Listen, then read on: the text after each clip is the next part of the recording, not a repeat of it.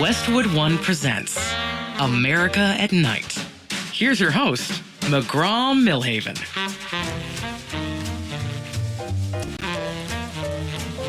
Hey, thanks for joining us tonight, which I guess officially will be our last show of 2025. We're off tomorrow night, and then, of course, New Year's Day, and then we'll be back on Friday, and then it's be 2026. So it's the last show of 2025. Who knew? Coming up on the show today in hour number 2, you're going to want to stick around for this. Jonathan Horn has written a book called The Fate of the Generals, MacArthur, Wainwright, and the Epic Battle for the Philippines. This book is getting a lot of early attention and is the great story of General MacArthur and the Philippines.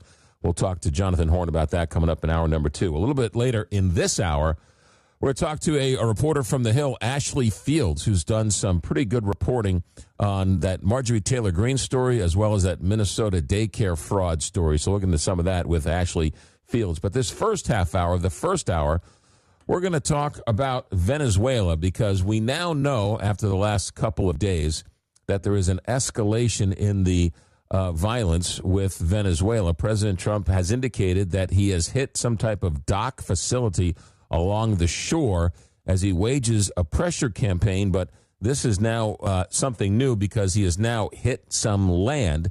It also came out that it wasn't the military, that it was CIA. To talk about this is a gentleman named Andres Malavé, who is well-known and well-respected in Florida. He is known around the halls of the Florida legislature. He was communications director, the Speaker of the Florida House of Representatives. He joined the Speaker's office. He was a communications director. He worked for the Florida House Republican Campaign Committee. And in 2020, he served as a regional communications director with Hispanic Outreach and an expert in what's going on with Venezuela as well as Cuba. Andres Malavé, welcome to America at Night. Hey, thank you so much for having me. Are we at war with Venezuela? Not yet, not officially, but this is certainly the most engaged the United States has been in our own hemisphere, and certainly with respect to Venezuela, with respect to Cuba. And that is a testament certainly to the willingness of this administration to engage on the issue. And certainly Secretary of State Marco Rubio, who's been a hawk on this all of his career and really brings this knowledge of the hemisphere. And so from our end, we are perpetually hopeful that this nightmare that's been going on in Venezuela for almost 30 years now will finally come to an end. But we're watching here on bated breath, like the rest of the world is, to see whether or not we can get the regime out of power finally. Regime change conjures up all sorts of images, many of them not very good images. And if anyone knows their history, we have a suspect record with a regime change.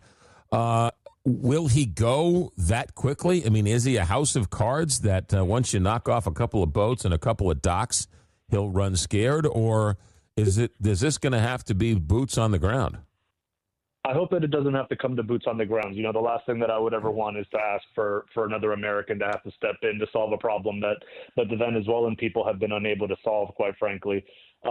Which again is why we value our Second Amendment rights here in the U.S. so much, where those were obviously stripped away from us in Venezuela. And you've seen the images of recent uprisings by the people when we're stuck there with rocks and Molotov cocktails versus tanks. At a certain point, the people in power continue to dominate the conversation there. But again, it is interesting to watch this administration ratchet up in such a degree and so consistently and not just play lip service like we've seen past administrations do. Certainly the Biden administration was a disaster on Venezuela and in the hemisphere, allowing the cartels to continue to gain influence and power.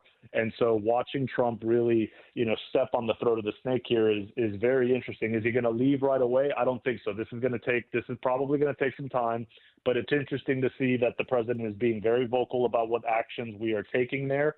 Obviously, today he reemphasized that after meeting with President Netanyahu, addressing the strike that took place in one of the ports where that they're loading up all of these drugs at. And so it's exciting to see that kind of movement and commitment compared to past administrations. I don't think the phrase Venezuela crossed the lips of President Trump during the campaign. Why now? There are a lot of bad guys in the Southern Hemisphere. There are a lot of bad guys around the world. There are a lot of bad guys doing apparently a lot more terrible things when it comes to drugs. Why now and why Venezuela? I think Venezuela has become the epicenter of the narco trafficking industry, of so much chaos that is coming into our hemisphere. The dominance that China and Russia and Iran have had in that country, and the support that they give to Venezuela and Cuba in particular, is a direct threat to our national security. And so I certainly commend the president for that. And again, I'll say it again. You know, we've got Secretary of State Marco Rubio, who's the tip of the spear on this, and nobody more knowledgeable about the threats and dangers of what those regimes offer. That it is good to see that they're taking such an approach on this issue. I want to talk to you about what's this doing for Cuba, but I want to stay on Venezuela for another second or two, because a couple of people have mentioned the growing influence that Venezuela is getting from China and from Russia. And while on one hand, that's frightening, on the other hand, we just agreed to sell our most high-tech chips to China. We're doing everything we can to get Russia the best deal possible in Ukraine. So I don't understand. Are they our friends or are they our foes? Because we're trying to stop them from getting into Venezuela, but we're doing everything we can to help them out in other parts of the world. I think that's what's so fascinating about President Trump's own foreign policy chops. And, you know, as he's developed his policy in the administration this second go around, you know, he's somebody that when he wants to, he keeps the cards close to the vest, but when he's, you know, there's also a sleight of hand with President Trump. And so that's not to say that in any sort of assumption on my part, do I think that he's being disingenuous in what he is trying to accomplish in the hemisphere. But there's a lot at stake, to your point, right? Absolutely. The fact that, you know, he's in constant communication with Vladimir Putin right now, with everything that's going on in the Ukraine. He just had his meeting as well with the president from there and that team. So there's a lot going on. There's a lot that's at stake. But President Trump is using the power of the big stick right now. And so far, you know, he's certainly turning some heads. He's got people down there nervous, and it would be wonderful to see the Maduro regime finally step away, especially after the fact that they've continued to make an absolute mockery out of our elections processes down there. And at the moment, he is in fact an illegitimate president as it is. Yeah, and we should make mention, excuse me, that the woman who just won the Nobel Peace Prize is the Venezuelan, I guess, heir apparent, or the duly elected, or the one who would take over. I guess she's very well respected and just won the Nobel Prize for Peace. So on the world stage, she's very well respected. But Andres, let me ask you about this. The experts keep saying that Venezuela might be a pass-through country, but that's not where the drugs are really coming from. They're coming from Mexico. They're coming from China. So if we were to sort of get regime change from Venezuela, how much would that actually stop the drug trade into this country? Because the experts are saying it really doesn't have that much effect on the drug trade. I think clearly it does, or we wouldn't be putting the sort of investment that we are into this. He is completely propped up by a narco state, and without that support and the support of regimes from the hemisphere, from other parts of the world that participate in that sort of activity, that the government would crumble on its own as it is. It's fantastic that we're also seeing the president take action with regards to the oil tankers that we've seized and how we're ratcheting up other sanctions. So again, from the standpoint of just simply the Venezuelan community, you know, we are continually excited and just hopeful that we can finally get rid of this long-standing problem that we've been having in that country. Andres Malavé, hold that thought. I want to ask you about Cuba, and they're saying that this actions in Venezuela is having a direct effect on Cuba.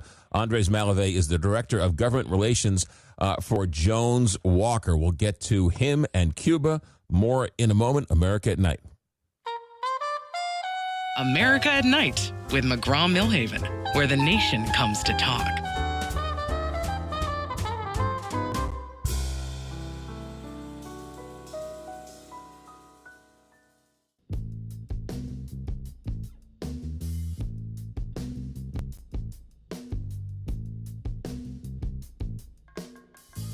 This is America at Night with McGraw Milhaven.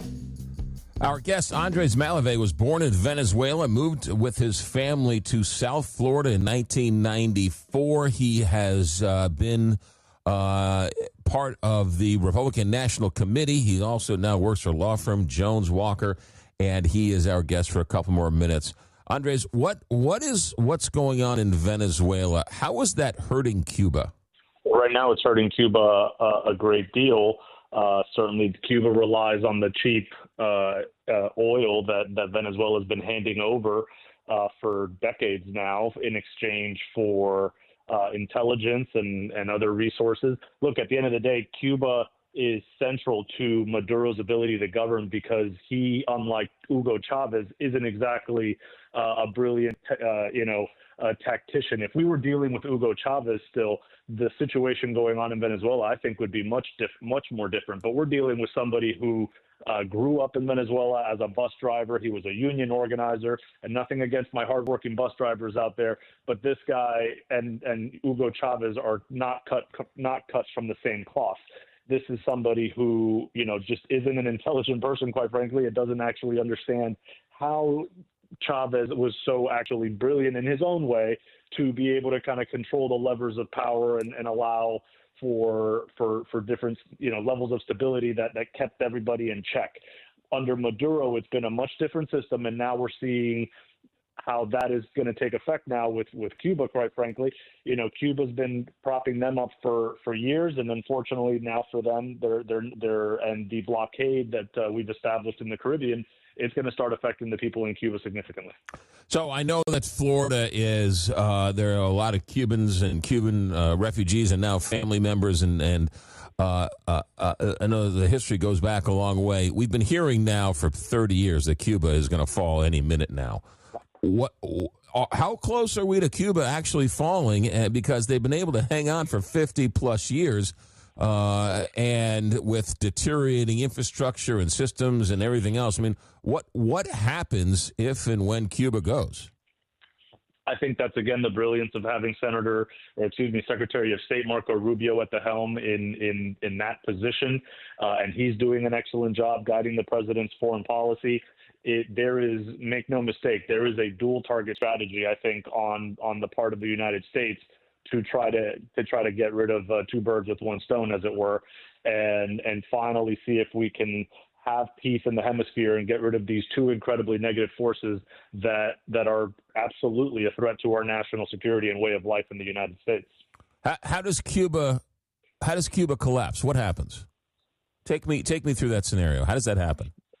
I think that one's going to be a much more difficult undertaking compared to Venezuela, where we have a president-elect who the United States and other governments recognize. And certainly we have, the influence of Corina Machado, who you mentioned previously in the last block, who won the Nobel Peace Prize and will have infrastructure around them.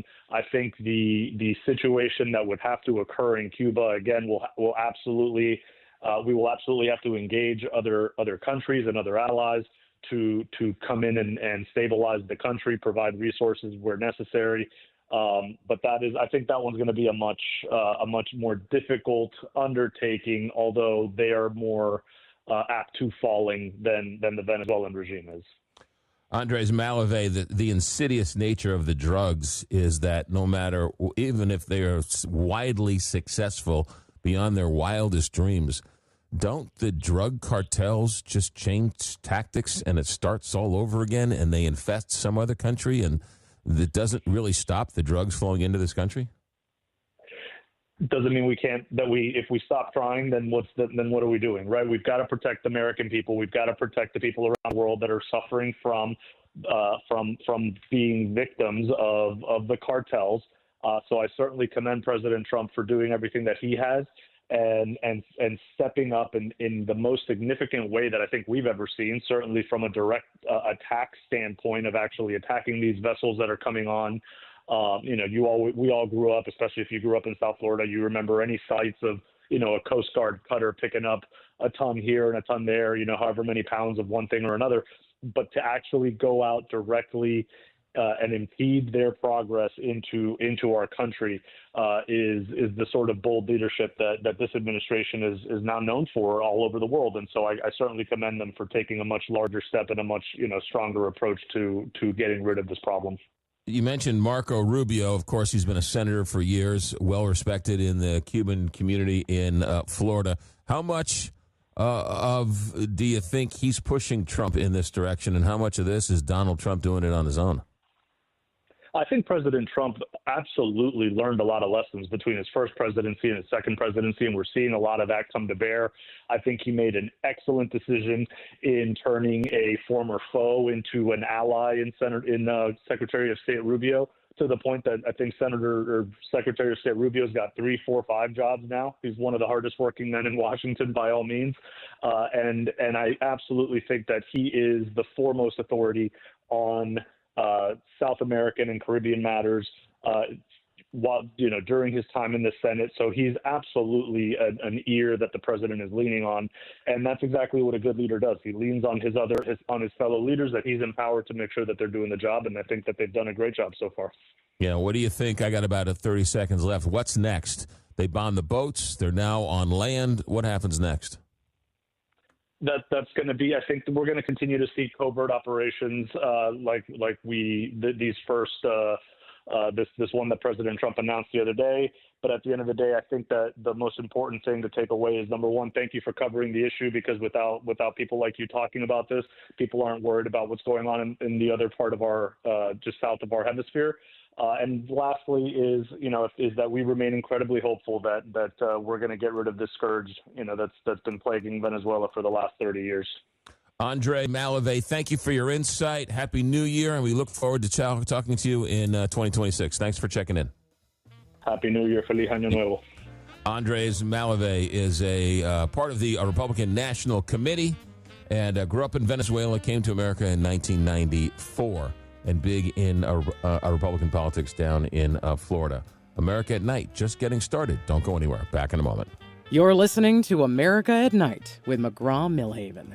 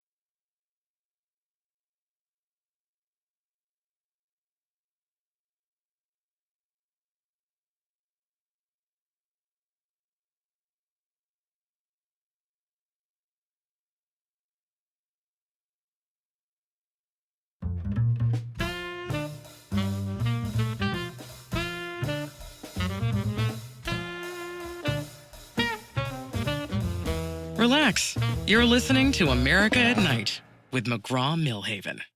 All right, so if you ever want to read about a bad breakup and a romance that's gone bad, all you need to do is read the story yesterday in the New York Times about Marjorie Taylor Greene and her breakup with the President of the United States.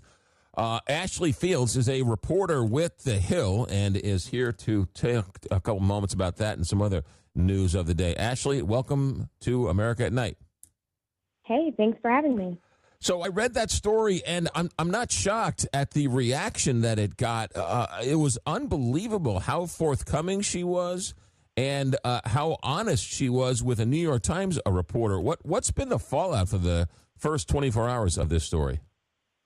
Marjorie Taylor Greene has had a hard break with the Republican Party and the Trump administration, which started earlier this year.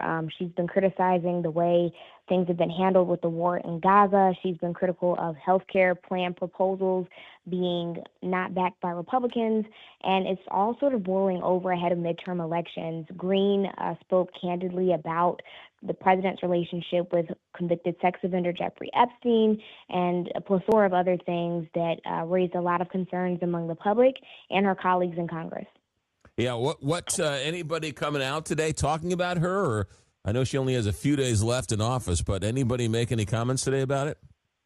We have comments from Scott Jennings, who criticized Marjorie Taylor Greene.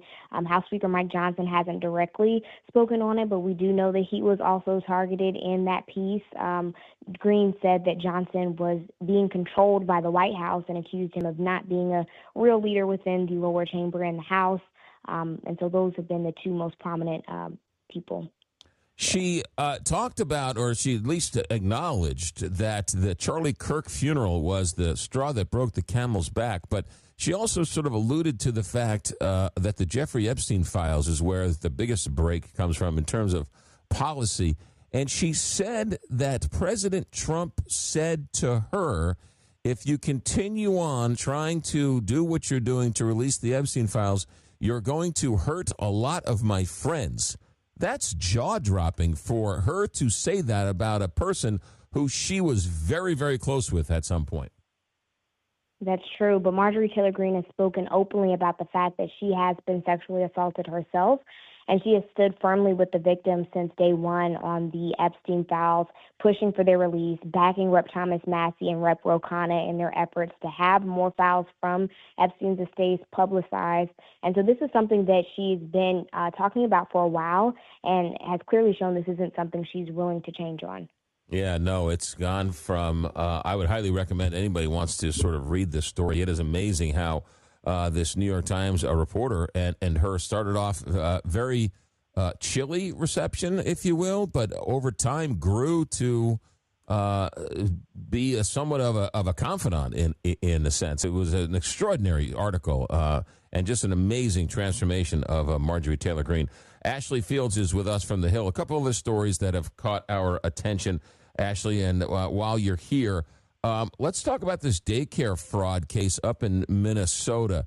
Who is this Nick Shirley, and why is he now the hottest thing on social media?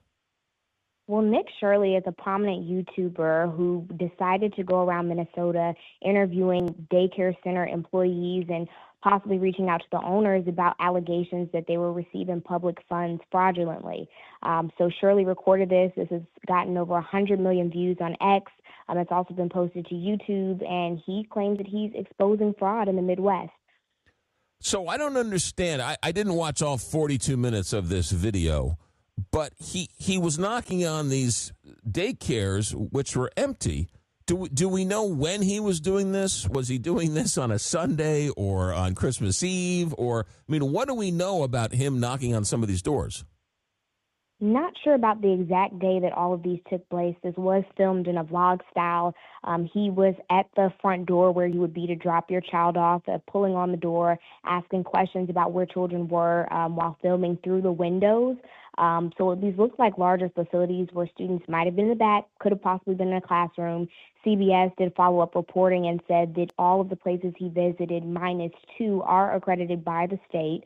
However, on camera, he didn't catch any children, which raised concerns for people who were concerned about them receiving state funds without actually utilizing them for the proper service.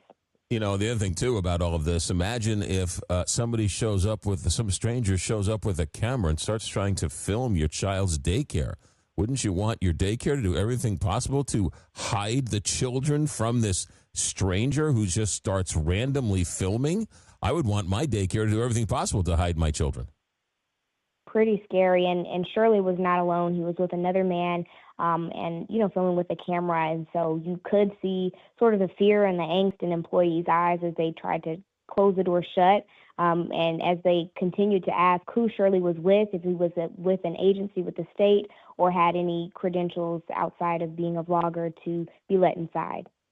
Ashleigh Fields with us. Ashleigh, while I was getting ready for this interview, I noticed that in your bio that you spent some time in Normandy on the 80th anniversary of the D-Day invasion. I've had a chance to visit Normandy a few days before a D-Day celebration, or at least marking an anniversary. What struck me, and I'm curious as to if you saw that as well, the amount of American flags on the homes in Normandy were striking. Did you notice that when you were there?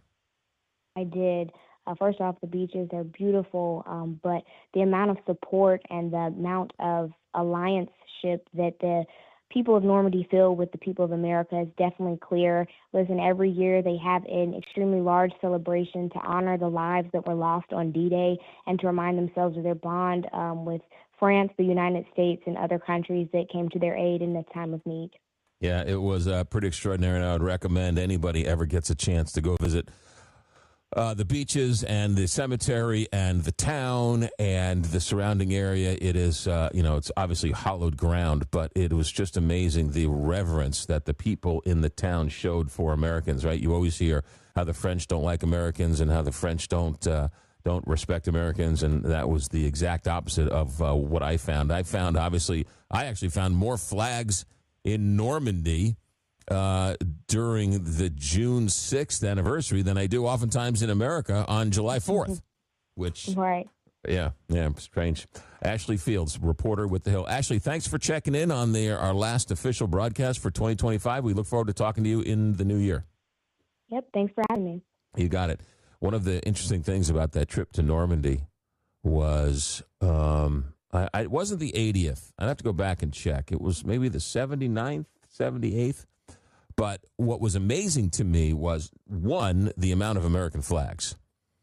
But two, you know how in America where you go and they recreate a Civil War battle where you have people dressed up as Union soldiers and people dressed up as Confederate soldiers, and they march, and they sort of, right, it's sort of a reenactment of the Civil War. Well, in Normandy, they have that, but they don't reenact the Civil War. They reenact American GIs coming to save them. They have army tents, those green olive army tents that are put up on sort of corners, and they have green Jeeps, and they're decked out in green fatigues, and they get dressed up with the canteen and the helmets, and they march.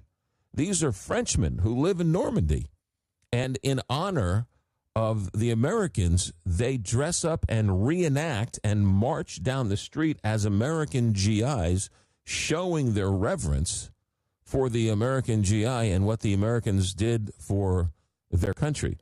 It was an eye-opening experience, that one of which I will never, ever forget. It was truly extraordinary. And then, of course, to stand in the pillboxes where the German soldiers stood and saw these Americans, right? You look out over the cliffs and you see what would have been like on that day with the PT boats coming in, right? The landing craft coming in and having to get ashore and then climb the cliffs, and it's just an extraordinary experience. And then to go visit the cemetery, just an extraordinary time. So I saw that she had been there, and I wanted to chat. And it's the end of the year, and I think enough people do not know that the French revere Americans, and they treat us with such great reverence every time on June 6th. Thought it was a nice story. All right, it's first hour. It's America at Night. It's back in a moment. From the heart of America, this is America at Night with McGraw Milhaven.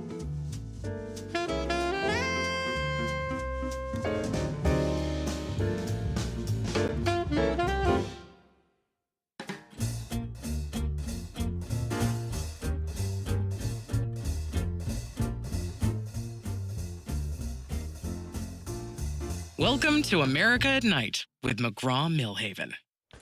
All right, thanks for joining us. It is our last show of 2025, and we're here on here on Friday, but that's the new year. So I'd like to welcome us all in. Somebody asked me recently, what am I going to do for New Year's? You know what I'm going to do for New Year's? I'm going to go inside my house, get under my covers, and hopefully a bullet doesn't rain down from the sky through my roof and into my bedroom and kill me. Because for the life of me, I can't figure out why shooting a gun off to celebrate New Year's is a good idea. What idiot came up with this idea? I'll never know. But it happens all across America. These people Rich neighborhoods, working class neighborhoods, immigrant neighborhoods, American citizen neighborhoods. For some reason, the clock strikes 12 on December 31st, and instead of watching New Year's Rockin' Eve or watching Andy Cohen and Anderson Cooper, you want to go outside and shoot your gun off. Don't you realize that the bullets come down? I know I might sound like a nudge, but seriously, don't shoot your gun off to celebrate the new year. By the way, speaking of other things to worry about, if you don't worry about getting hit by a stray bullet as it comes back down to earth, the United States has now surpassed 25,000 whooping cough cases. This on top of the fact that the flu is surging all across America. It's often called the 100-day cough. The whooping cough, or pertussis, begins with cold-like symptoms, runny nose, fever, cough, and can progress to coughing fits that can last weeks or months. An infection can lead to severe illness or death, especially in children. 1 in 3 babies younger than 1 who have had whooping cough requires care in the hospital. The CDC reported 28,000 cases this year. It's an elevated level after a peak last year of 35,000 cases. By the way, 2023, there were only 7,000 cases.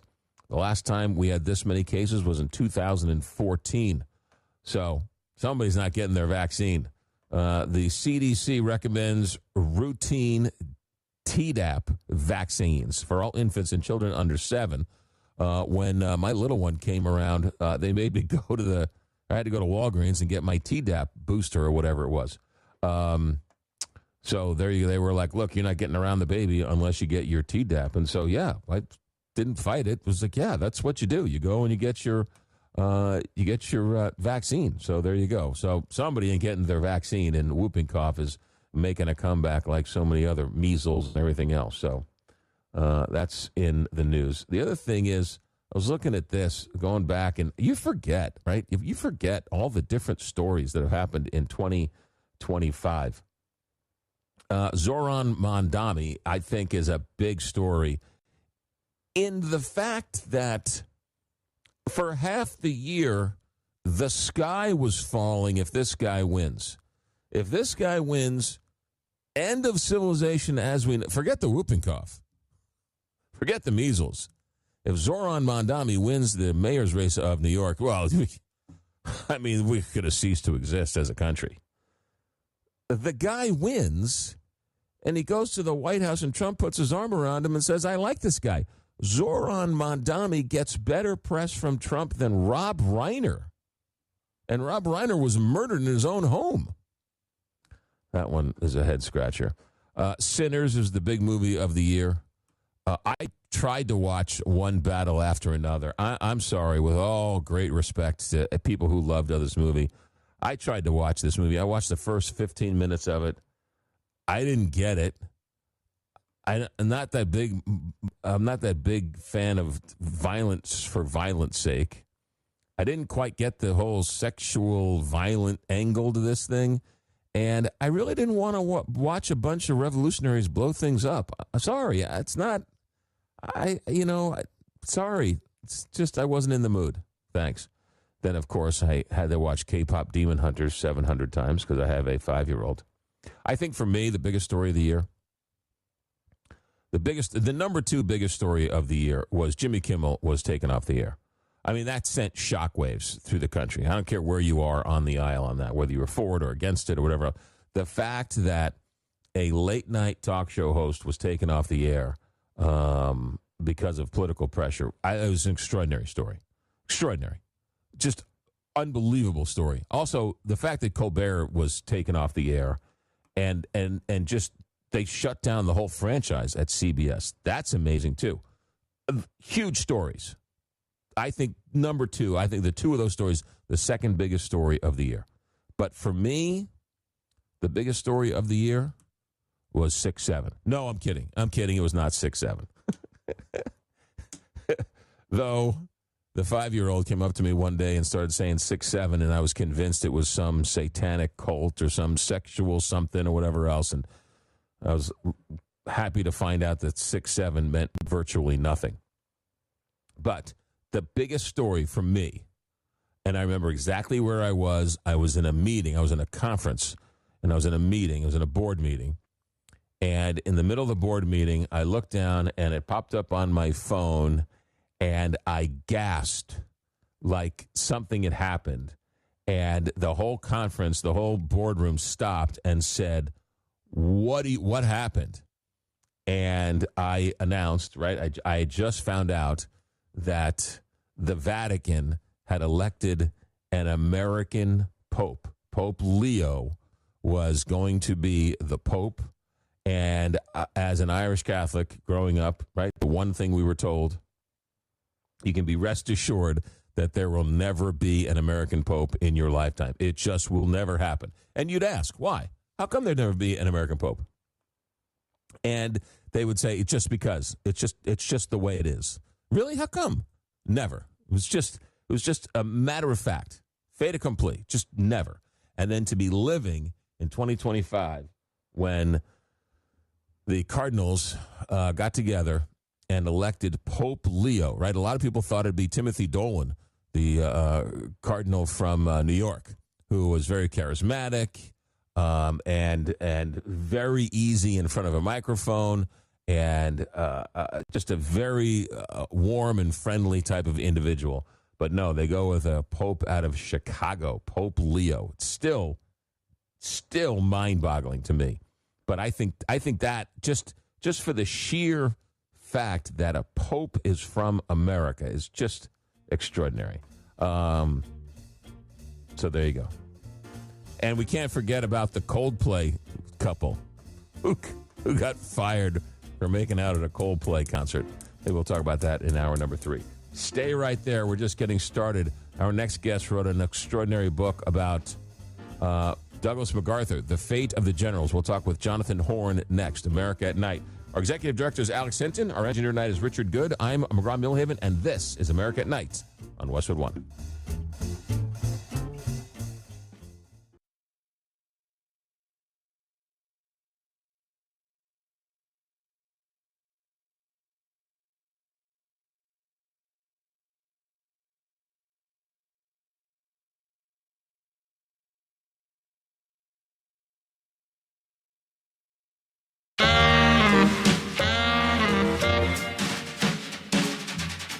Westwood One presents America at Night.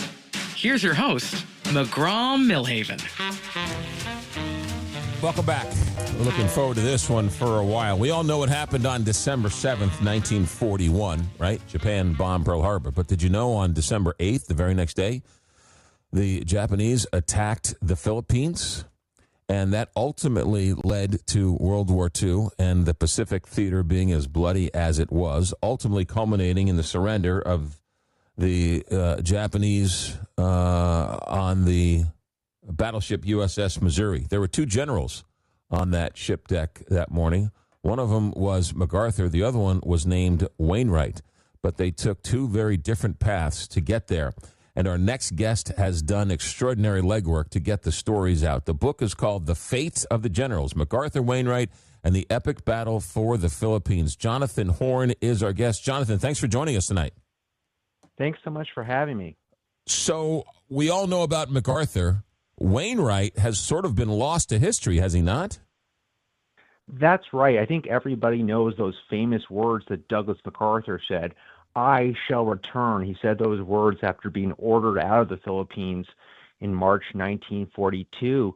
But we've forgotten that there was another general in the Philippines, the general who took command of American forces there in MacArthur's stead, and his name was Jonathan Wainwright. And he also made a vow, and his vow was to stay and share the fate of the American army there, even when that meant surrendering to the Japanese and becoming the highest-ranking American prisoner of war of World War II. And his story really has been forgotten. So how did you get interested in this? Well, I got interested because I found what I really was looking at Douglas MacArthur, to be honest, to start. And then I kept coming back to the story of General Wainwright, this general who got left behind and became the highest-ranking American prisoner of war. And I discovered that it had been more than 40 years since anybody had written a biography of General Wainwright. And in that time, boxes of Wainwright papers have been deposited in military archives. These are his diaries, his letters, including his diaries, by the way, that he kept during his time as a prisoner of the Japanese.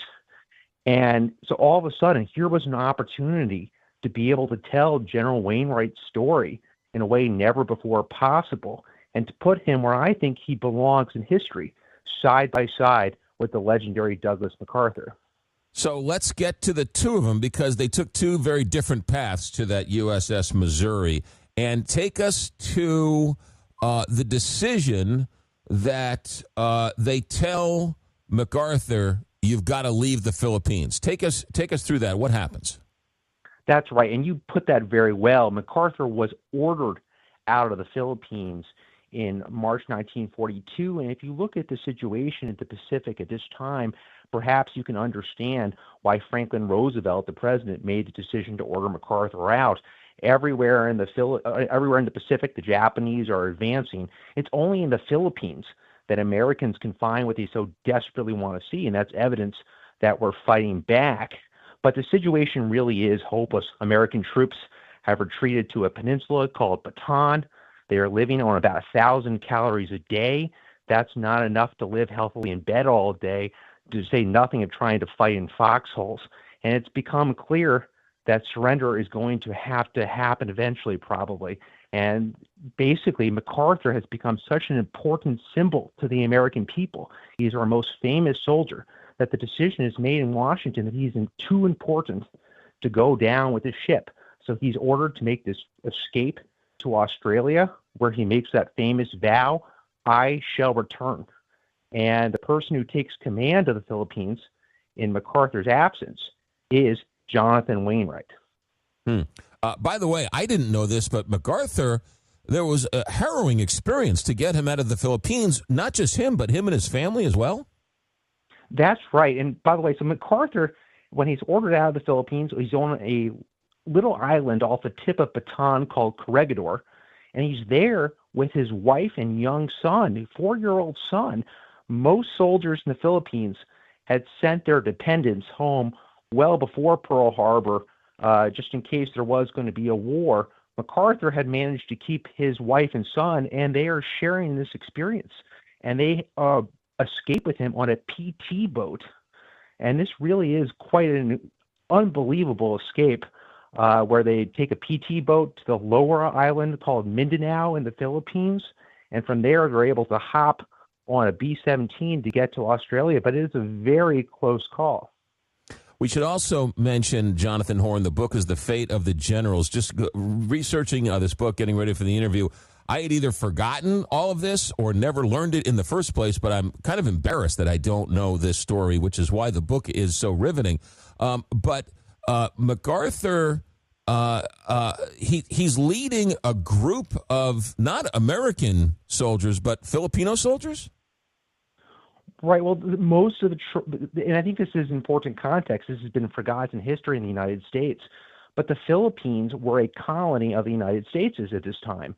And it was actually Douglas MacArthur's father, a general named Arthur MacArthur, who led the very first American troops into the walled city of Manila in 1898 during the Spanish-American War, and saw the American flag raised over them.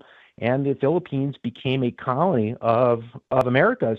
And it was from his father that Douglas MacArthur learned that the Philippines were the key to America's future as a Pacific power. But there was always this gap.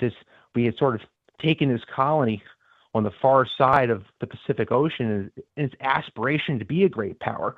But during those interwar years, Americans weren't willing to pay the costs to be a militarily great power. And as a result, it was our troops in the Philippines who ended up paying the cost. And a good number of those troops, most of those troops, were Filipinos who were serving under the American flag.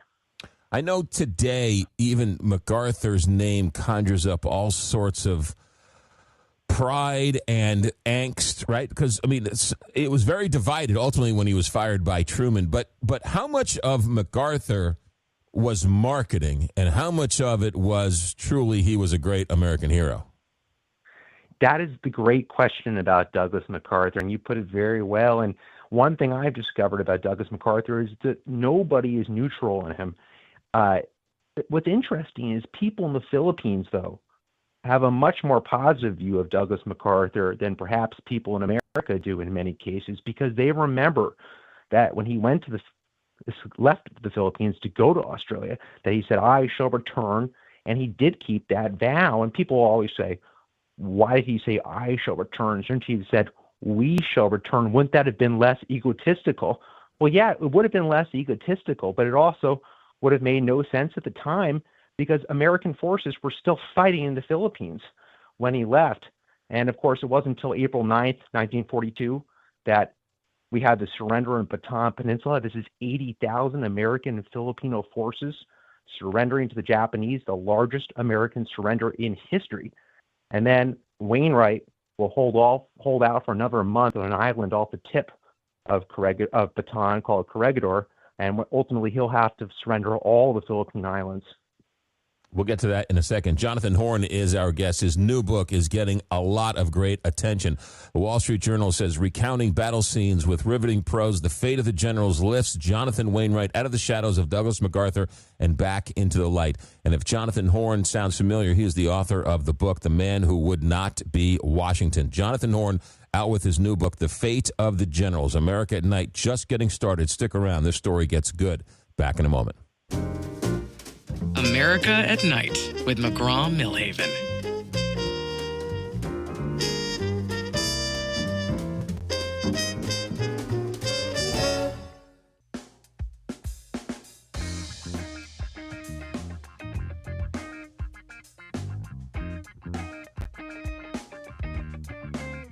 Coming to you from the heart of the nation, this is America at Night with McGraw Milhaven. It's being called one of the best World War II books to come out in years. It's called The Fate of the Generals, MacArthur, Wainwright, and the Epic Battle for the Philippines. Jonathan Horn is a former speechwriter for George W. Bush, and he's written this book, The Fate of the Generals. Jonathan, take me through, was there some concern about and some historical significance of when MacArthur was ordered to leave the Philippines?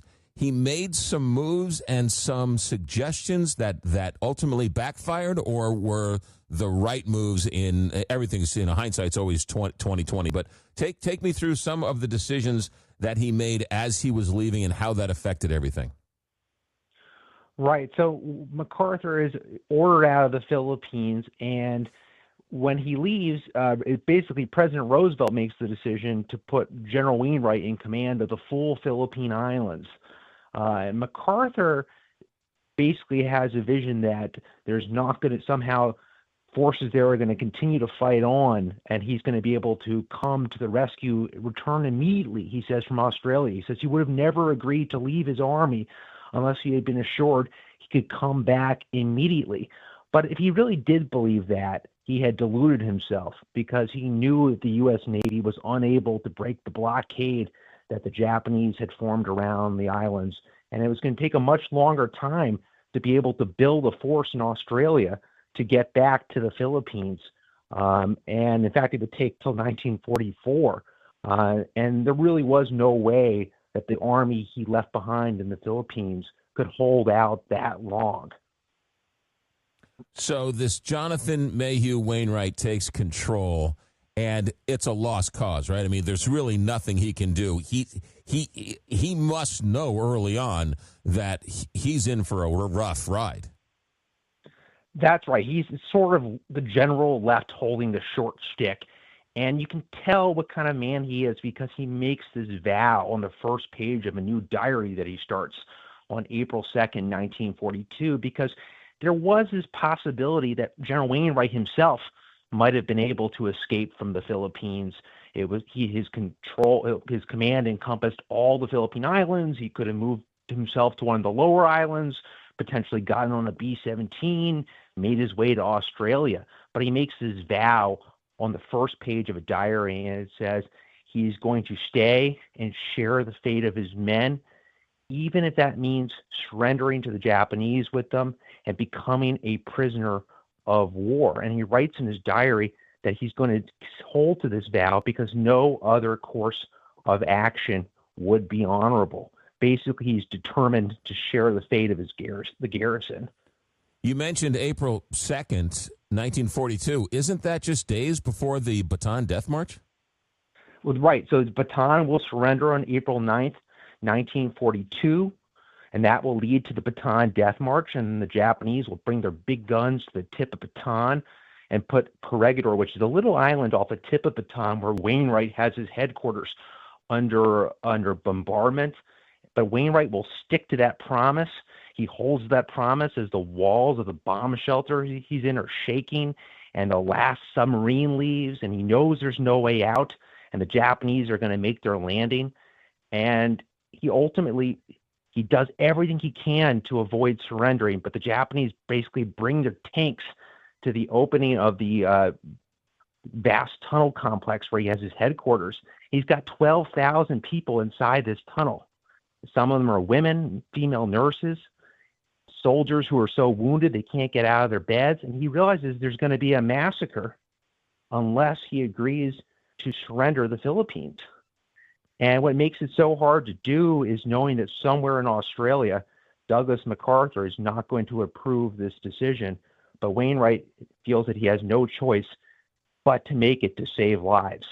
Right. I mean, that's the ultimate decision, right? The ultimate, in a general's mind, the ultimate dishonor is to surrender. But in his minds, it's really the only option to save lives.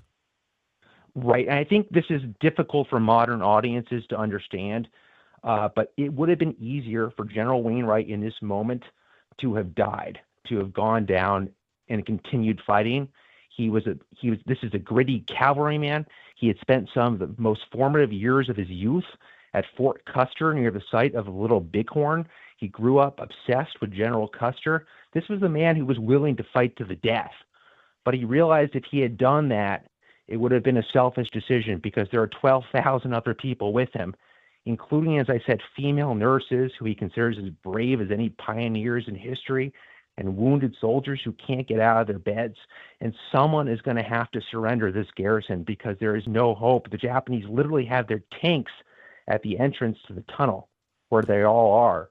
And so he makes the decision to surrender for their sake and share their fate and become a prisoner of war, and all that will mean as the highest ranking American prisoner of war of World War II, and to undergo the humiliations that he knows will be in store for him as a prisoner of the Japanese, who do not treat prisoners well. The book is The Fate of the Generals. Jonathan Horn is our guest. Does he get any advice? Is he cut off from Washington? Does he get any other general able to communicate with him at this time, or is this solely on his shoulders? Franklin Roosevelt, he'll get this message from Franklin Roosevelt as the Japanese are making their landing. And it's basically this message saying that the stand that Wainwright has made has inspired America, and it gives him discretion to make the best decision he can. And that's what allows him to go forward, even though he knows that Douglas MacArthur may not approve the decision he made. And of course, MacArthur, as it turns out, really won't approve the decision that Wainwright made, and will hold a grudge against Wainwright for much of the war. Yeah, we'll talk about that in segment number 3. What was the relationship between MacArthur and Wainwright? Were they friendly? Were they buddies? Were they frenemies? What was their relationship like? MacArthur is a hard guy to get to know. In some sense, he's so famous, even before World War II. He's our most famous soldier. He's very difficult to get to know, though. He's so well known. Your listeners probably know him by the famous sunglasses, the corncob pipe, the cap with all the gold braid. He's such an iconic image, but he's a difficult man to get to know. He's very sure of his own place in history. As for Wainwright, this is a gritty cavalryman. He's considered one of the best cursors in the army. He goes out drinking with other officers. He's got a very dry sense of humor. This is the kind of the type of general you want on the front lines. And indeed, this is something that General Wainwright's aides come to realize about him. He's not comfortable as a soldier unless he's on the front lines, sharing in the dangers with his soldiers. And ultimately, that means sharing in the greatest danger for his soldiers, which is becoming a prisoner of war of the Japanese. I got a break. One loved the spotlight. One didn't like the spotlight. Is it safe to say? That's exactly right. Jonathan Horn, our guest. Stay right there.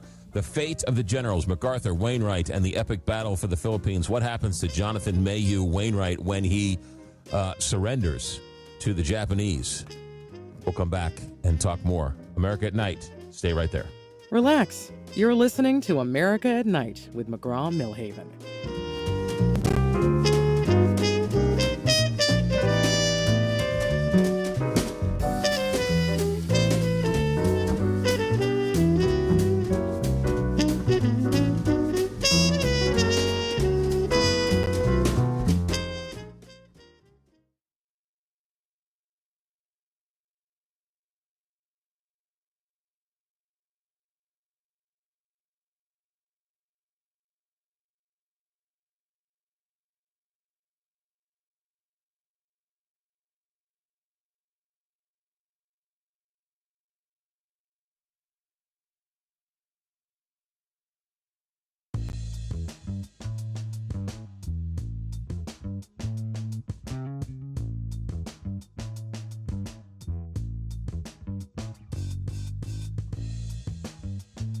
This is America at Night with McGraw Milhaven.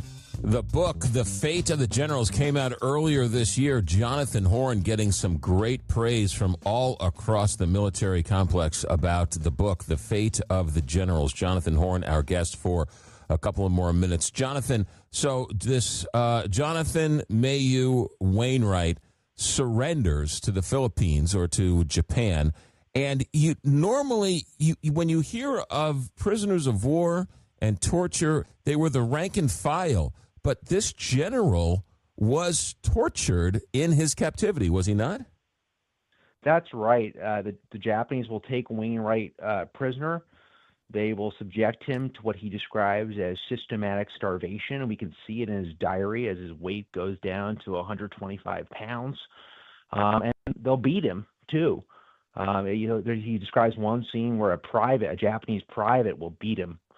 And they will move him from the Philippines to Taiwan and eventually all the way to Manchuria, where he faces negative 49-degree temperatures in 1945, and his body's beginning to break down. He doesn't think he's going to make it. We think it's 1945. The war is almost over. You only have several more months. But he had no idea. He was so cut off from the outside world. But he makes this diary entry where he says, no one called me yellow in the Philippines, and no one's going to call me yellow now, and I'm going to keep fighting for life, just as I fought for life then. And he does carry on, and he does survive this ordeal. Was he alone? Was he with other prisoners? Was he with other high-ranking officials? So he starts off with a group of high-ranking officers, but it slowly gets smaller and smaller until he's basically reduced to just being with the very, very most valuable prisoners the Japanese have. The two other American generals, their orderlies, including his own orderly who's with him throughout the experience, and some other high-ranking generals and officials from other countries. But this is a very small group of people. In fact, they're often Manchurian, and as the war is coming to an end back in Washington, people are worried about what's going to happen to General Wainwright when the war ends. Will the Japanese carry out a massacre of our high-ranking prisoners? And so this is on the mind, actually, of people in Washington to get General Wainwright, and they actually will conduct parachute in OSS officers to look for him. So that was my next question, which is how much of this is known in the mid-1940s, right? I mean, how much of this is front page news that he surrendered and he's captured and he's being tortured? Well, this is very big news. In fact, Wainwright will be on the cover of Time magazine. But one of the interesting things is that Wainwright himself, during his time as a prisoner of the war, one of the greatest things eating at him, and you can see this again in his diary, is that he's worried that Americans won't understand the decision he made to surrender for the sake of his men. He's worried that if he survives this ordeal, that he's going to come home and be completely hated and condemned, and maybe even face a court-martial. And of course, part of that is knowing that Douglas MacArthur is very likely not to have approved his decision. And of course, MacArthur didn't approve, but the American people, as it turned out, did approve. And when Wainwright does return home, he does return to a hero's welcome. What did his soldiers think of his decision? Wainwright soldiers, this is really a frontline general. This is a general who was with the men on the front lines.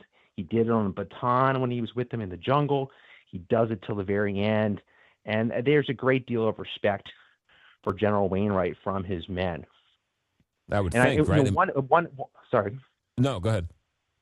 I was going to say just to give you a sense of what kind of man this is. When he gets invited to go to the surrender ceremony, you mentioned in the beginning on the USS Missouri, he says, "I'll go, but I want my chief of staff and my 2 aides to get tickets to go too, because they were with me when we had to surrender the Philippines." And of course, getting a seat on the USS Missouri on that day, it's the most popular ticket in the entire world. Who wouldn't want to be there? But Wainwright doesn't want to go unless his chief of staff and his 2 aides are also included. That gives you a sense of what kind of man this is and what kind of loyalty he has, not just to people above him, but also to people beneath him. So the war ends, you mentioned, right? They have the signing on the deck of the USS Missouri. MacArthur, as you mentioned, wasn't happy with his decision to surrender. But MacArthur doesn't keep it quiet, right? He publicly, how public is he with his disagreement over the surrender?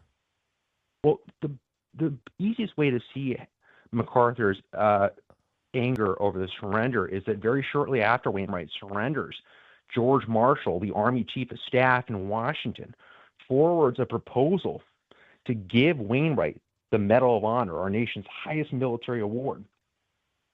And MacArthur basically will blackball the nomination. And if you think that sounds audacious, it will sound even more audacious when you realize that MacArthur had just received his own Medal of Honor upon reaching Australia. And the Medal of Honor salutes soldiers for facing danger above and beyond the call of duty, danger that no one could rightly be expected to face. And MacArthur had received it after leading such danger. And in fairness, he had done so under orders, but still. Yeah. And Jonathan Mayhew Wainwright, the general that has been lost to history, ultimately receives the Medal of Honor, does he not? He does. He comes home to Washington in September 1945, and Harry Truman has the Medal of Honor waiting for him at the White House. And Truman, of course, who even before the conflict over Korea just hates MacArthur, will call giving Wainwright the Medal of Honor one of the greatest pleasures of his presidency. I mean, it's pretty extraordinary even then for the people to understand the tortured decision this man had to make and ultimately save the lives of many Americans by surrendering, right? This is a hero, and except for the fact that during his time, as he's making his sacrifice, he thinks people aren't going to understand the decision. And in many ways, that's the greatest form of torture, is thinking that he's going to come home and be hated for what he's done. It's also amazing that the man was able to continue to write in his journals. It is, and we're so lucky that so many of the journals and so many of the prisoners of the Japanese took the risk to keep these diaries.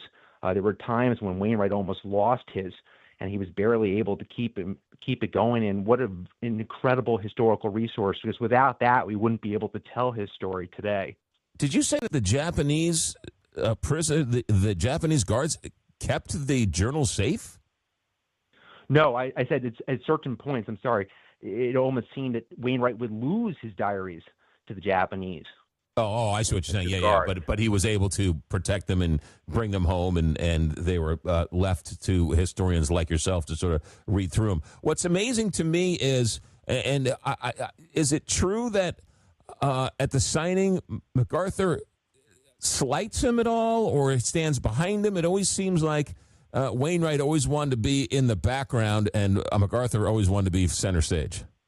Well, it's interesting because Wainwright thinks that the invitation to the Missouri comes from MacArthur, and it does come from MacArthur, but it's really George Marshall's idea. George Marshall will tell MacArthur that the American people expect to see Wainwright at the ceremony.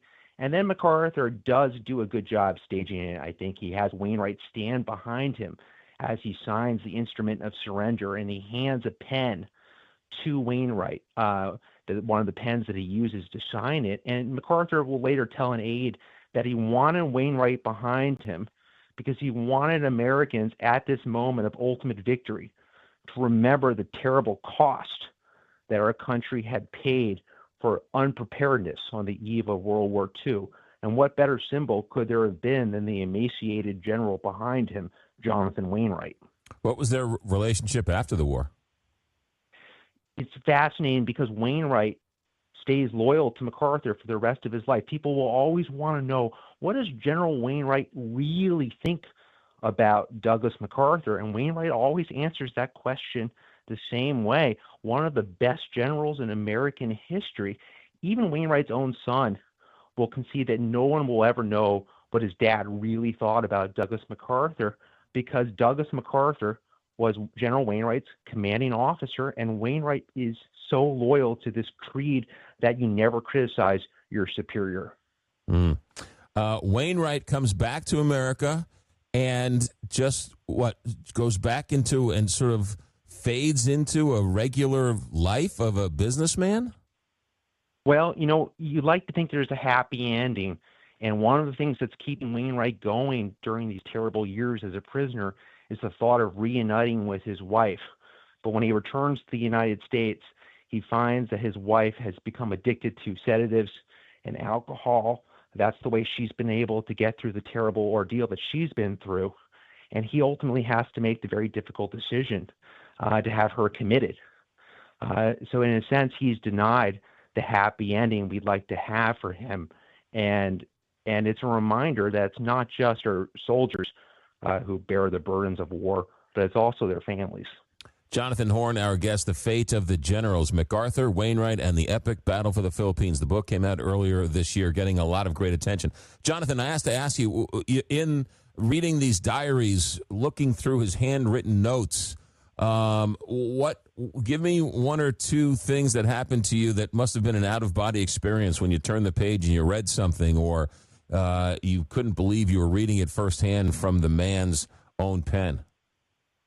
Well, just to be perfectly honest, the first page of that diary where he makes this vow that no other course of action would be honorable. And from that one sentence really comes all the pages that follow, the pages that show him losing weight, the pages where he fills up just game after game of solitaire by himself because he has nothing else to do with his time.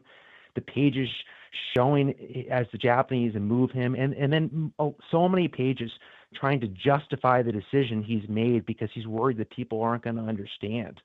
When you read all of that and you see it in the guy's own handwriting, it does give you a sense of the great sacrifice and the great sense of honor that a man like General Wainwright had. If you could ask him a question, what would you want to ask him? Well, I think I'd love to ask him, what did you really think about Douglas MacArthur? But I think I get the same answer everyone else did. Fair enough.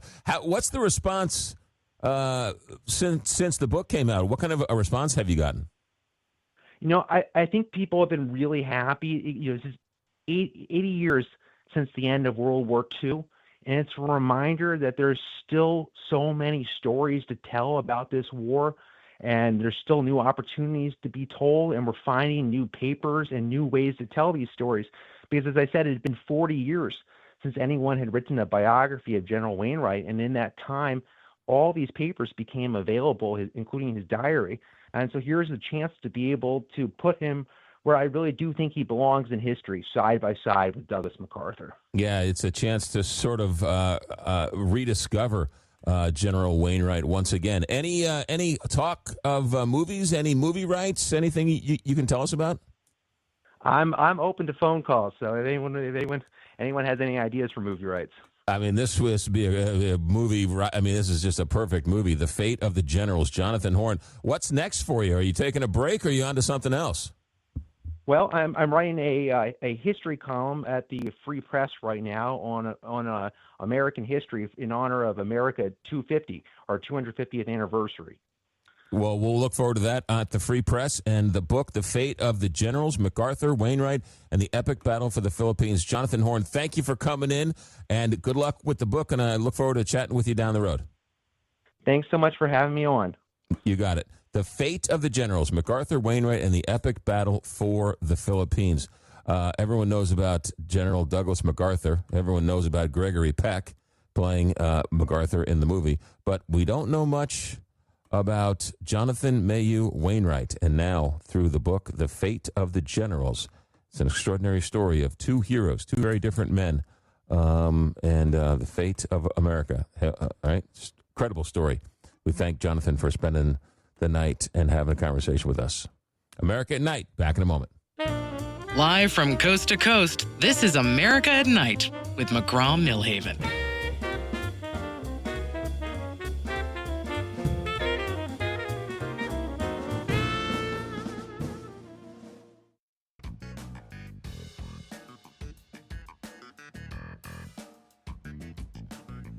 Hey, we're back, and next hour, it's Open Phones. It'll be our last time together in 2025. We're off tomorrow.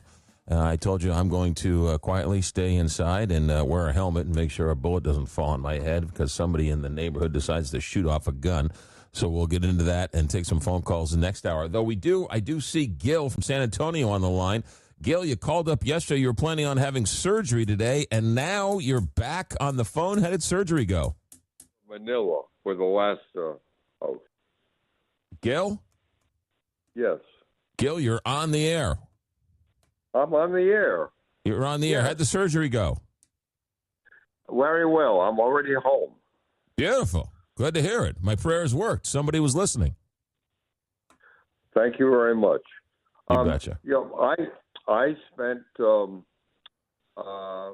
almost all of the last 20-some years in the Philippines before I came back for health reasons. And having previously been a history major, I'd like to put a few of the things in context about what was going on during the Japanese invasion of the Philippines. Gil, I got about a minute and a half, so go ahead. Okay. We bombed Tokyo before Wainwright's surrender. And the MacArthur's return to the Philippines is celebrated every year with a holiday. There's a statue to him. It's on Palo Leyte, where they made the first landings to take back the Philippines from the Japanese. Okay. Now, when you say we bombed Tokyo, do you mean the Doolittle raids? The Doolittle raid took place before Wainwright's surrender. Okay. I just wanted to make sure I wasn't missing a bombing of Tokyo. Yeah, we bombed Tokyo. No, I understand. I understand. The Doolittle raids, we got to Tokyo. I mean, we didn't do a lot of damage, but we did get there and bomb Tokyo. Yeah, and in a strange way, the Japanese being occupied with us in the Philippines made it easier for those two aircraft carriers to get closer to Japan because the Japanese were otherwise engaged trying to conquer the Philippines. Yeah. That's strange how things work in history. It is. Yes, it is. Gil, we thank you. We're glad to see you're back home and things worked out well. Thanks for listening, and we'll talk to you into the new year. Thanks, sir. Bye-bye. All right, there you go. All right, we're going to do it. That's hour number 2. Open phones straight ahead. Stay right there. Our thanks to this hour's guest, Jonathan Horn, who's written a great book called The Fate of the Generals, MacArthur, Wainwright, and the Epic Battle for the Philippines. Our executive director this hour is Alex Hinton. Our engineer tonight is Richard Good. I'm McGraw Milhaven, and this is America at Night on Westwood One.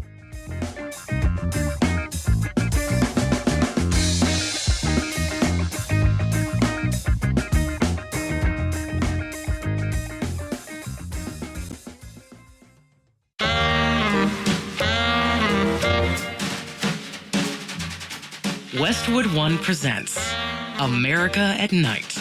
Here's your host, McGraw Milhaven.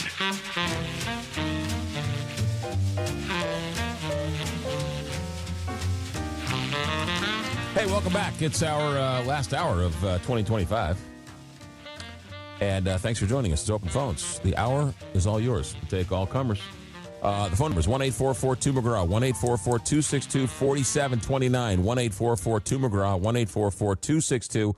1-844-262-4729. It's the end of the year, so let's have a little fun. Let's relax and go to the phones, see what happens. We've got Ron in Coleman, Alabama. Ron, you've been holding on way too long. Thanks for checking in. Welcome to America at Night. Hey, man, thanks for taking my call. That's a fantastic interview a while ago. Those are just a different caliber of men back then, is all I got to say. Yeah, it was really interesting how, would never criticize MacArthur because he felt he was his superior officer. No, it's a pretty extraordinary story. I agree. Yes, sir. He actually grew up military. He was a real deal. Yeah. And he's American, and he loves his men. There ain't no doubt about that. Sure. And many of us, the men that followed him, were the same blood type, Well, I wanted to mention, I'm on some kind of delay or something because I was. Ron, you're going to have to turn your radio down. We're on a 10-second delay. We have to do that for all sorts of regulations. So you need to turn your radio down. Yes, sir. Well, okay, go ahead. I got it. Now, Cuba has on the northwest and on the southeast have China bases there in Cuba. And Russia frequently has ships docked within eyesight of Guantanamo Bay. And that they deal there, just year-round. How do you know this? Well, I was watching on the one that has watching. He does the satellite thing where he can see how big the Guantanamo was being grown. It's almost just more than 10 times the size as it was when Bush Jr. was president. Yeah, but I mean, how you're watching something? Where are you watching this from? There's a man that he does the GPS thing with his computer, and then he puts it on YouTube. Where are you watching this? Are you watching it on the internet? Are you watching this on a website? Are you watching this on a news channel? Where are you seeing this? I was watching his website. That's on YouTube. Okay. And he's on the computer also, but he'll put some of those on to get people to watch him on his regular channel. And I don't do computer, so all I can see is what's on the YouTube that he shows. Okay. So it's a YouTube page that somebody is showing you this. Okay. They have the dishes there that China has pointed right at America on the northwest corner, and the base that they have by Guantanamo and the docks there on the southeast in Cuba. They have the satellite dishes that pointed toward the Atlantic and wherever they want, But the Russian ships, frequently dock right there. And I've not heard about it in the news, or our president hasn't spoken about it. And I know that he's got to know this stuff's going on. Ron in Coleman, Alabama, thanks for the phone call. I'm as I said last night, I don't trust anybody. And so I have to, when I wake up in the morning, I check my driver's license to make sure it's me. A guy on YouTube showing you a satellite, I'd have to see it. I'd have to check it out. I'd need 7 forms of proof. So I don't know what to tell you. I find it hard to believe that Russia is docking their battleships within a line of sight of Guantanamo Bay, Cuba. But I thank you for the phone call. Mike in Griffith, Indiana. Mike, thanks for holding on. Welcome to America at Night. Happy New Year to you. Happy New Year to you, Mike. Congratulations on your new show. Thank you, sir. Hey, speaking of checking details and things like that, I think you need to do a little homework on this Nick Shipley kid up in Minnesota. He wasn't running around on the weekend or on Sundays. He was out there in the afternoon during the day when these kids should be in school, but there's no kids there. There's no employees. And to insinuate that, oh, maybe they're just hiding the kids so this guy doesn't film them, there's nobody there. Well, no, hold on a second. Hold on a second. Do we know what day he went? Yeah, he told you. Did you watch the video? I did not watch all 42 minutes of the video. I did not see. Hold on a second. I did not see the part I was watching. I did not see what days he reported that he went to these places. And I haven't seen it reported anywhere else. Conservative media, liberal media, straight media. What day did this man go and knock on these doors? If you watched it, tell me, what day was it? During the week. I understand that. Would be Monday through Friday. Okay, that doesn't give me a Kids are day. in school Monday through Friday, right? Okay. Well, first of all, we just had a holiday, okay? We just had Christmas on Thursday. There are all sorts of reasons why somebody would be off on a Friday or a Monday. Was it in the morning? Was it in the afternoon? Was it at lunchtime? What day? During the week doesn't tell me what day. It just doesn't. So I want to know what day this man knocked on the door. Secondly, did you see him interviewing people in the neighborhood? They claim they've never seen kids there. The parking lots are hold on empty. Again. I don't trust those people. I don't. Who is this guy? Where did this guy come from? You don't trust the people in the neighborhood who are standing there all day long? I don't trust. Why do you trust this guy, Nick Shipley, implicitly? Is it possible this guy might have an agenda? Is it possible he's 100% right? Yes. It's possible he exposed the greatest fraud perpetrated on the taxpayer. It also is possible that this is a completely agenda-driven fake story. We don't have any evidence yet. They put 60 people in jail already for this, and it's the tip of the iceberg. Back up a second. That is a different story. Merrick Garland back in 2020 exposed this fraud. This is a different fraud. This child daycare fraud is different than the other frauds they were talking about with the lunch programs and all that other stuff. This is different. This is the Somali Industrial Corruption Corporation in high gear. All right. Businesses that run up and down every block. You watched the whole video. What day did this man, what day did he go? One of them was a Tuesday, but he said he was there during the week. Okay, that doesn't tell me what day. That doesn't tell me what day. Look, we need sir. Stop yelling at me. Yeah. I need more information. Sorry, I just do. Don't yell at me. Don't hate me. What's that? Don't criticize the guy when you don't even have the facts. You don't have the facts. No, I've got more than you do because I'm not saying the guy's fraudulent, and I'm not saying, either. Well, I'm not either. Too. I'm not saying the guy's fraudulent. I'm saying we don't have enough information. Yeah, but when you insinuate that I'm not insinuating you would also, anything. as a daycare owner, be hiding the kids because a guy's there with a camera, there's no. Excuse me, sir. I have a 5-year-old daughter, and she was in daycare. And if there was a strange man knocking on the door trying to film my child, I would bring the daycare up on charges if they didn't hide my children from that man. They never opened the doors. There were no kids anywhere. They opened the doors, and there's no kids. Sir. Again, were they outside in the playground? Was it after? Was it before? Oh, my goodness. Did you watch the video? Yes. Look, it doesn't matter. No, you didn't. You already admitted you did. I told you I watched some of it. I didn't watch all of it.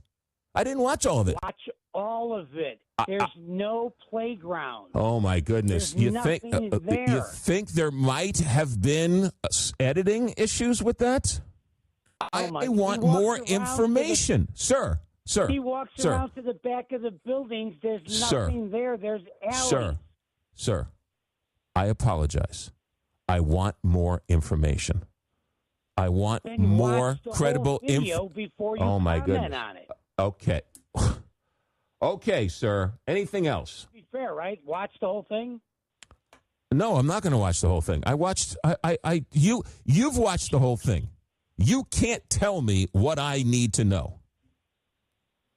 You can't tell me if he spliced when he went to the back of the house, whether that was the same day he was at the front of the house. Who is this guy? Does he have an agenda? What's going on?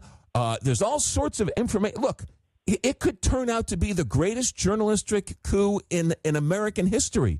And when that turns out to be true, I will praise the man and be on the front page of the local newspaper trying to raise money for a monument for this guy. But it very well could be. Something tells me you won't. Oh, okay. So if it turns out that it's true, that everything you said is accurate, why would I not praise the guy? Yeah, I don't think you got it in you, to tell you the truth. Oh, okay. Well, thank you. Thank you. I appreciate that, Mike. Right. Mike in Griffith, Indiana. Have a good day. All right. Eduardo and Mickey, we got to hold on. Got to take a break. America at Night. Open phones. Back in a minute. From the heart of America, this is America at Night with McGraw Milhaven.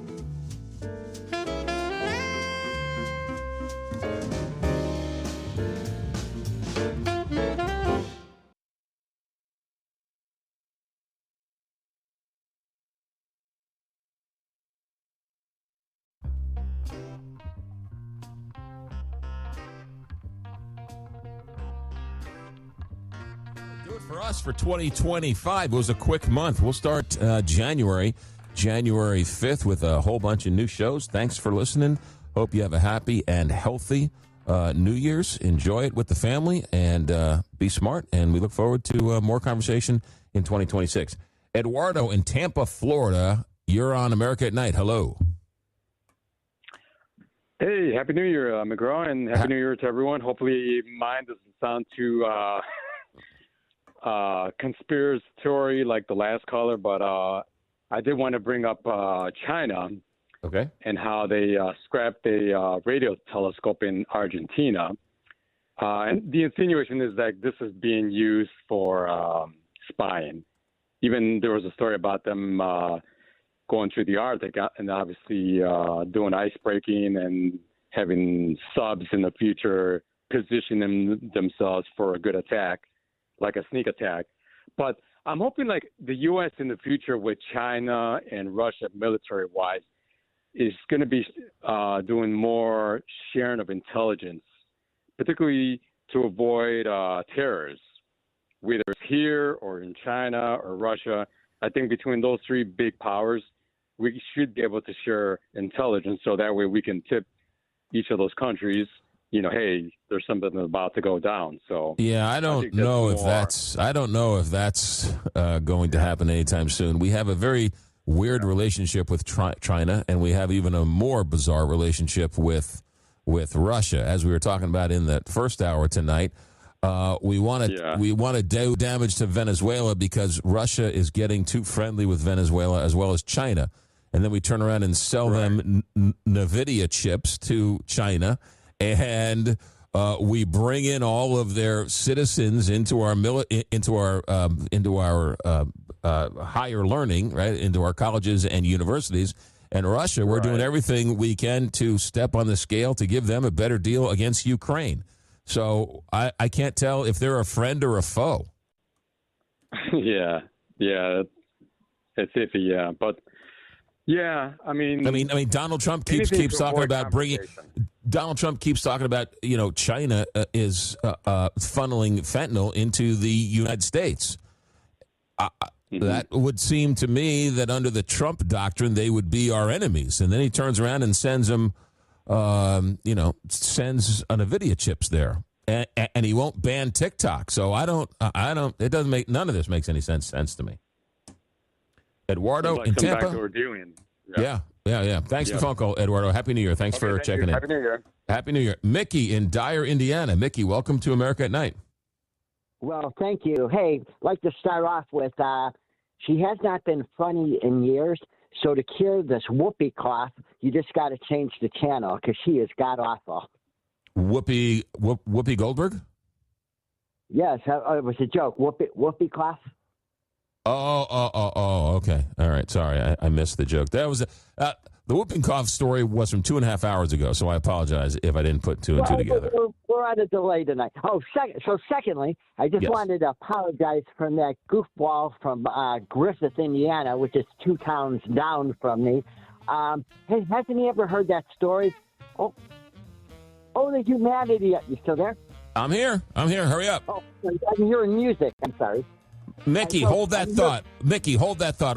I'll carry you over to the other side. We're at the bottom of the hour break. America at Night. Back in a moment.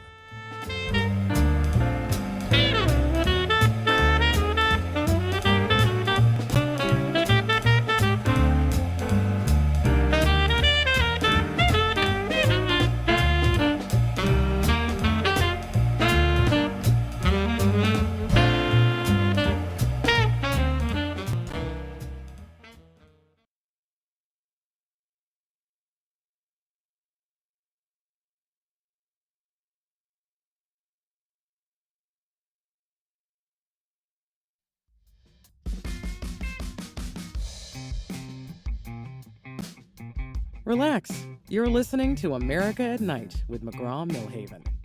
All right, let's Mickey in Dyer, Indiana. Real quick, I held you on through the break. What's your point? All right. Well, 2 things. Well, that whoopee joke bombs. Okay, just 2 things. Yes. Now you're laughing, but thank you. So, 2 things. I got 2 words for that guy that called from Griffith. Due diligence. Did anybody remember the Hindenburg story? The guy was on the radio broadcasting allegedly live. Oh, the humanity. And it was a fake story. So you are exactly right. If you don't do your due diligence and you bite at the first worm that comes along in the fishing pole, you are an idiot. And I'm sorry, but that's what he was. Plus, he wouldn't let you get a word in. So, that's how you know somebody's wrong. But the reason I'm calling you tonight is you were talking with that lawyer from Florida, and you touched on a great point, and he glossed over it. The point you were trying to touch on was that even though they're getting at these drugs, people are going to find other sources because drug dealers or drug addicts got to have their stuff. And he just glossed over it. But I wanted to let you know if the situation with it is now is you're exactly right. And if you don't attack the problem from the front and the back, you're due to have more deaths because as they eradicate more and more of these drugs, worst drugs are going to come in. Compounds that are made by these unscrupulous dealers with a pill press that have no chemical knowledge because people got to have their fix or they're going to move up to things like heroin. So you have to attack this drug problem from both. There is something true about capitalism, and that is if somebody wants to buy it, you'll find someone to sell it to you, no matter what it legal or illegal. That's one. 2, Mickey, did you mean War of the Worlds? You didn't mean the Hindenburg. The Hindenburg was a real accident. Oh, the humanity. You were talking about War of the Worlds. No, I am talking to Hindenburg. Listen, you can research it when you're done. So when the Hindenburg happened, yes, it was a real event. But a guy went on like 10 minutes after it happened, pretending to be live and witnessing it. Oh, I see. Then hey, how about a cup of coffee? And of course, not many people heard that, but he was a fraud. That's what I meant. Gotcha. Okay. Hey, Mickey, thanks for the phone call. Happy New Year. Let's go New to David in San Francisco, California. David, welcome to America at Night. Oh, thanks, McGraw. Yeah, and I was interested in end of the year tax charities, tax-free charities. Here we have Doge got into the Treasury, of course, and I personally don't want any of my money to go to the Treasury until we get control of it. So I'm urging America to donate to charities in their local areas, nonprofits, get a tax write-off before January 1st, and be able to say that you starved the Treasury so Elon can't get a hold of it. Well, David, I am certainly no tax expert. And if you want to make money, listen to what I'm doing in the stock market and do the exact opposite. So that's when it comes to my finances. But two, because of the what do you call it? Not the tax deductions, but the standard deductions. Charitable contributions? Well, no, the standard deductions are so high, oftentimes those who give to charities, it's cheaper or better to use the standard deduction than to itemize the charity. So you gotta give, and you gotta give a lot to make sure that you get past your standard deduction. Yeah, my girlfriend's been telling me that for weeks, but the name of the game is you want to keep that money local. Here in California, and when I think about it, North Carolina, they got ripped apart by a hurricane earlier in the year. FEMA is not there. Trump is going out of his way to deny blue states aid after the wildfires in Los Angeles, in the hurricane in North Carolina, name them. All of the disasters across the country. He's refusing to help America. Well, keep that money local. Don't send it to the Treasury because Trump's going to steal it. And, keep it, invest it locally. Invest it in bond issues, sewer bond issues. Think about Los Angeles with all of that ash and mud. It's filled up the sewers around Los Angeles. They've got to spend hundreds of millions, if not hundreds of billions, on redoing the sewers of Los Angeles. And they need a bond issue to be able to pull it off. So the idea that America is used to be united we stand, divided we fall, and we've got a scoundrel in there that's acting petulant and refusing to aid sections of the country that, frankly, some of those sections of the country supported him, and they're still not getting aid. So, David, we've got to... go ahead. No. I was just going to let you. I thought you were finished with your thought. David in San Francisco, thank you for the phone call. Little cynical view on the federal government, but be that as it may. Happy New Year to you, sir, and hope to talk to you next year. Thank you, sir, for calling. Happy New Year, America. Yeah, there you go. Tony in Montreal. Tony, thanks for checking in. Wow. Nice to see that people are really being in the Christmas spirit, talking greatly about the American president. Whether you win the election or not, he's still your president. Roosevelt was your president. Lincoln was your president. Kennedy was your president, whether you're a Republican or a Democrat. I just find it amazing to hear the fellow from California who used to come on many, many times and attack Rich Valdez very, very rudely and attacking him personally and making other statements otherly than what I would call a gentleman. And I just want to say, when you start talking about Karen Bass, 112 people died in the fires, 400 direct people died from lack of services in the fires. I don't believe President Trump has any time denied anybody any services. He went to California. He actually was asked by Newsom to come. He delivered services and tried to do a benefit to the people of the United States, not to the governments. And, I'm an outsider. I'm watching this from outside. I'm not a Republican. I'm not a Democrat. I'm not an independent. I don't vote. I just legally visit your country, went to school in your country, and I'm an outside Canadian or watching what's going on in your country. And what bothers me, McGraw, is the fact that people in your country, work so hard for their money, but allow different states, whether they're blue or red states, to participate in what is called simple fraud, defrauding the public purse.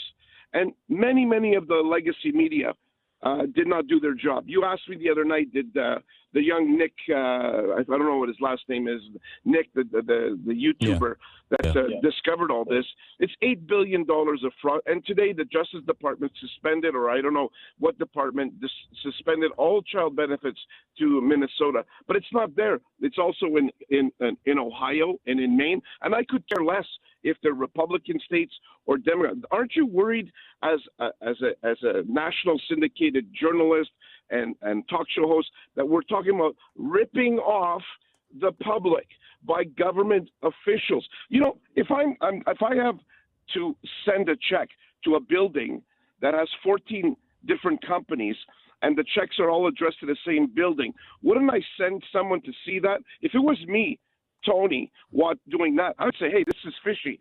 But the question is, the guys signing the checks are complicit in the conspiracy to defraud because they're being paid off. Hold on a second. When Donald Trump came into office, one of the first things he did was fire a whole bunch of inspector generals. And at the time, I was like, if you're really worried about investigating waste, fraud, and abuse, the last thing you want to do is fire the inspection generals whose job it is to root out waste, fraud, and abuse. So everybody is against waste, fraud, and abuse, but I didn't understand why Trump would fire all those inspector generals when their job was to go after waste, fraud, and abuse. Maybe they didn't weren't make any doing sense their to job. me.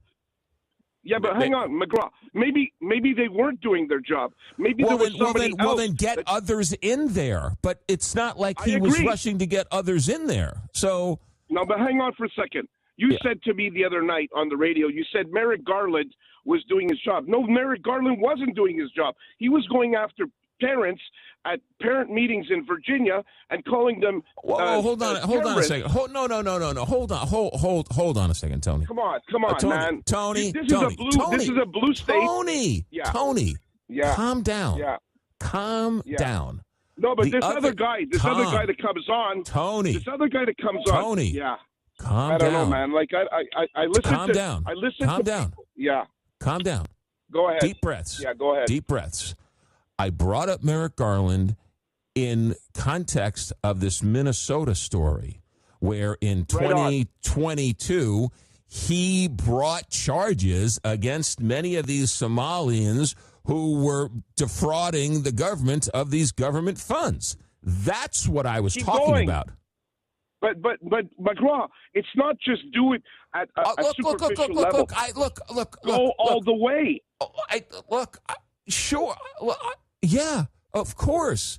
I'm not saying Merrick Garland should be on the Mount Rushmore. I'm on your side. Stop yelling, I'm on the taxpayer side. Tony, everybody, most people agree that stealing federal tax dollars is a bad idea. And we should probably do something about it. And when it is discovered, we should stop it and make sure it doesn't happen again. That's not controversial. So why isn't Tim Walz doing something? Why isn't Peggy Flanagan doing something? She's lieutenant governor and she wants to be a senator, but she ignores this crap. I don't know. First of all, I don't know that he is, and I don't know that he isn't. You can't stop it. 8 years. Hold on a second. Oh my goodness, Tony, relax. I'm aggravated by fraud. Look, I understand. If you don't know about it, right?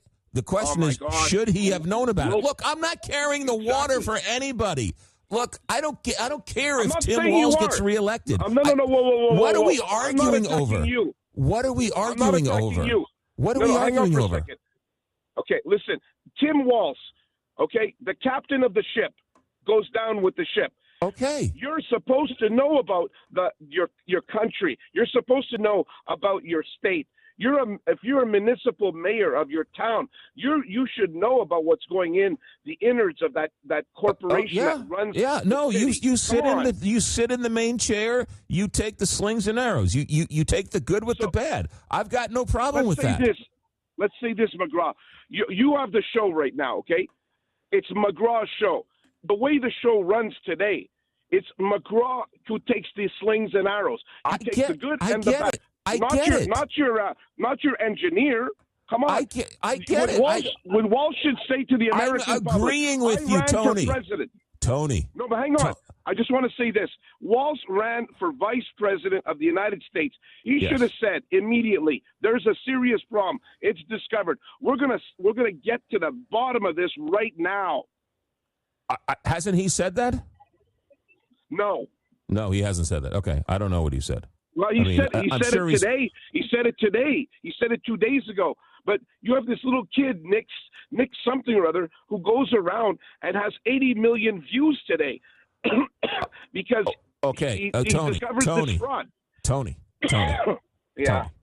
Tony, thank you for the phone call. We got a break. I still love you. I still love you, man. Happy New Year. Look, I don't know what we're arguing over. We're arguing over fraud. Everybody, I agree with you. Fraud is bad. I agree with you. Fraud should be rooted out. I agree with you. If there was massive fraud on Tim Walz's watch, yeah, fine. If there's massive fraud on Trump's watch, well, he gets a pass. But everybody else, yeah, throw the book at him. I get it. Look, yeah, there was fraud. There was rampant fraud. There was. I don't know what we're arguing over. I don't know. I don't know why. And again, I don't know if this guy is the greatest journalist since Edward R. Murrow. He's the new Woodward and Bernstein. It could be. We should erect a monument for the guy if he's right. I don't trust anybody until I see more evidence. I was making this joke earlier. Did you ever try and walk into a daycare today? Especially today where they're so worried about security. Did you ever try to just walk into a daycare? Anything short of arresting you. They won't let you in. You got to buzz, and then they got to look you up and down. You got to look in the camera. You got to smile. You don't see kids anywhere near the front door. What? You're going to go and film kids playing in the playground? What are you, insane? In 2025? What? Okay, so there aren't kids there. There are other reasons why kids aren't at a daycare other than total and complete utter fraud. And if it is fraud, great. The guy exposed him.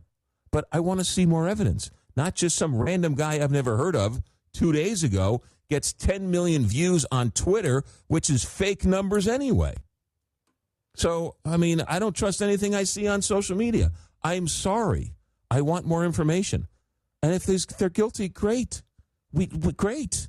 We've caught them. Give back the money. Go to jail. I don't know what we're arguing over. America at Night, back in a moment. Live from coast to coast, this is America at Night with McGraw Milhaven.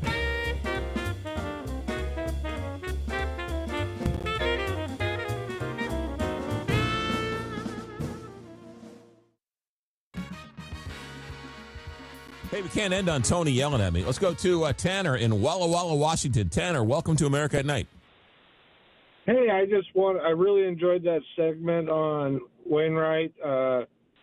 Here in Walla Walla, the regional VA center is named after him and honored after him.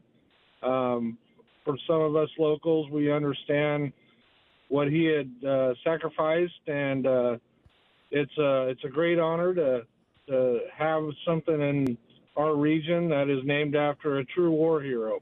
And I'm glad you guys recognized it because it's been long overdue. Is he from there? Why is all that stuff named for him up there? I'm not really 100% sure. I think he commanded it at one time after his retirement, but the local VA center, it's a beautiful facility. We've done a lot of work to modernize it and with housing and stuff like that. But he's definitely remembered and recognized in our corner of the state. Tanner, thanks for checking in from Walla Walla, Washington. Happy New Year. We'll talk to you next year. Thanks, sir. Happy New Year to you too, sir. That book he was talking about was The Fate of the Generals, MacArthur, Wainwright, and the Epic Battle for the Philippines. The author was Jonathan Horn. Scribner was the publisher. That's going to do it for 2025. I look forward to more conversations, less yelling, more conversations, and more late-night conversations with America at Night. Our executive director, Alex Hinton. Alex, thanks for all you do, and thanks for making this transition as easy as possible for me. Our engineer tonight is Richard Good. Richard, I thank you for everything and making this first month as easy as possible. I'm McGraw Milhaven. This is America at Night. Be safe, be healthy. We'll see you next year on Westwood One.